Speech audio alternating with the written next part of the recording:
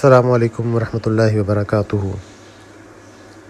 دعا کی شرائط کے متعلق ہم بات کر رہے تھے، تو پیچھے ہم نے لاسٹ یہ شرط اس کی پڑھی تھی کہ کسی کے رشتہ داری توڑنے کی، کسی کے گناہ کی یہ دعائیں قبول نہیں ہوتی۔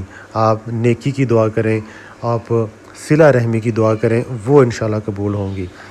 اس کے بعد نبی رحمت صلی اللہ علیہ وسلم نے چند اوقات ایسے بتائے ہیں جن اوقات میں دعا آپ کی قبول ہوتی ہے۔ وہ سب سے پہلے سب سے اہم ہے، نبی رحمت صلی اللہ علیہ وسلم نے فرمایا کہ اللہ تبارک و تعالیٰ جب 3/3 رات گزر جاتی ہے، 1/3 رہ جاتی ہے، اس وقت اللہ کی ذات آسمان دنیا پہ تشریف لاتی ہے۔ وہاں پہ آ کے اللہ کی ذات اعلان کہتی ہے کہ ہے کوئی مجھ سے معافی مانگنے والا، میں اس کو بخش دوں، ہے کوئی مجھ سے روزی مانگنے والا، میں اس کو روزی دے دوں، ہے کوئی مجھ سے اولاد مانگنے والا، میں اس کو اولاد دے دوں۔ یہ وہ وقت ہے جس کو ہم تہجد کا وقت کہتے ہیں، قیام اللیل کا وقت کہتے ہیں، جو دعا مانگنے کا بہترین ٹائم ہے۔ اس وقت میں کی گئی دعا ریجیکٹ نہیں ہوتی۔ آپ اپنے کاروبار کی، اپنے بیوی بچوں کی، اپنے دینی معاملات کی، اپنے دنیا کے معاملات کی دعائیں کر سکتے ہیں، تو اس وقت میں قبول ہوتی ہے۔ ایک اللہ کے نبی صلی اللہ علیہ وسلم نے ہمیں ٹائم دیا ہے، وقت بتایا ہے فرض نماز کے بعد۔ جب آپ فرض نماز پڑھتے ہیں اس کے بعد آپ دعا کریں، جو آپ کے دل میں ہے دعا۔ اب دعا کرنے کا طریقہ اوپر میں نے پچھلی ویڈیو میں نے بتایا تھا کہ ترتیب کیا ہونی چاہیے، آپ کی اٹینشن جو ہے وہ کتنی ہونی چاہیے فرض نماز کے بعد۔ پھر اذان جب ہوتی ہے اور جماعت ہوتی ہے، اس کے درمیان کا جو ٹائم ہے اس ٹائم پہ آپ دعا کر سکتے ہیں۔ یہ بھی قبولیت کے وقت کی ٹائم ہے کہ آپ اذان ہوئی ہے، آپ چل رہے ہیں، مسجد کی طرف جا رہے ہیں، تو رستے میں دعا کریں۔ مسجد پہنچ گئے ہیں، وضو کریں، 2 رکعت تحیۃ المسجد ادا کریں، اس کے بعد دعائیں کریں۔ اگر آپ رستے میں ہیں، رستے میں دعا کریں، مسجد پہنچ گئے ہیں تو مسجد پہنچ کے دعا کریں، جہاں بھی ہیں، دکان پہ ہیں، دکان پہ بیٹھ کے دعائیں کریں۔ یہ وہ ٹائم ہے جس وقت میں دعائیں قبول ہوتی ہیں۔ صحیح مسلم کے اندر نبی رحمت صلی اللہ علیہ وسلم نے 3-4 ٹائم اور بھی بتائے ہیں جس میں دعائیں قبول ہونے کے چانسز زیادہ ہیں۔ ایک نبی رحمت نے بتایا کہ کعبہ کو دیکھتے ہوئے، سبحان اللہ، جب آپ کعبہ کو دیکھیں تو اس وقت بھی آپ دعا کریں، تب بھی آپ کی دعا قبول ہوتی ہے۔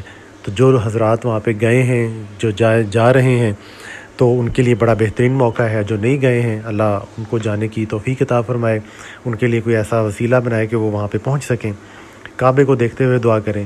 ایک وقت نبی رحمت صلی اللہ علیہ وسلم نے بتایا ہے جب بارش ہو رہی ہو، بارش کے وقت میں بھی آپ دعا کریں، تب بھی آپ کی دعا قبول ہوگی۔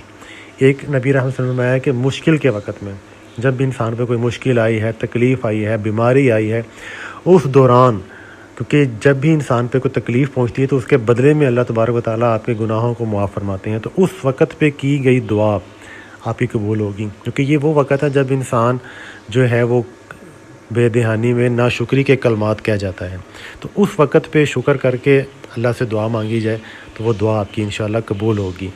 پھر نبی رحمت صلی اللہ علیہ وسلم نے فرمایا کہ جب قرآن مکمل کریں، آپ جب ہمارا قرآن مکمل ہو جائے تو اس کے بعد دعا کریں، وہ بھی دعا آپ کی قبول کی جائے گی۔ ایک نبی رحمت صلی اللہ علیہ وسلم نے فرمایا کہ صدقہ کے بعد، جب آپ صدقہ کرتے ہیں اس کے بعد بھی آپ دعا کریں، وہ بھی دعا کے قبول ہونے کے چانسز زیادہ ہیں۔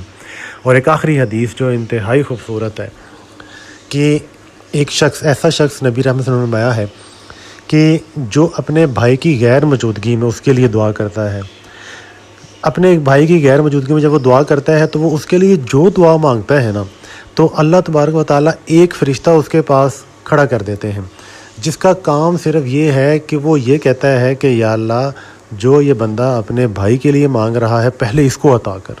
سبحان اللہ۔ یعنی کہ آپ دوسروں کے لیے جو دعائیں کرتے ہیں وہ حقیقت میں وہ آپ اپنے لیے بھی اللہ کی ذات آپ کو بھی عطا کر رہی ہے۔ کسی کی بیماری سے شفا کے لیے آپ کرتے ہیں تو اللہ آپ کو شفا عطا فرمائے گا۔ جتنے بھی بھائیوں کے لیے دعائیں کریں گے تو انشاءاللہ آپ کو بھی ان دعاؤں کا فائدہ پہنچے گا۔ تو یہ چند آداب تھے، شرائط تھیں، ان پہ عمل کریں، دعائیں کریں، میرے لیے دعائیں کریں، اپنے لیے دعائیں کریں۔ اللہ ہم سب کی دنیا اور آخرت بہتر فرمائے۔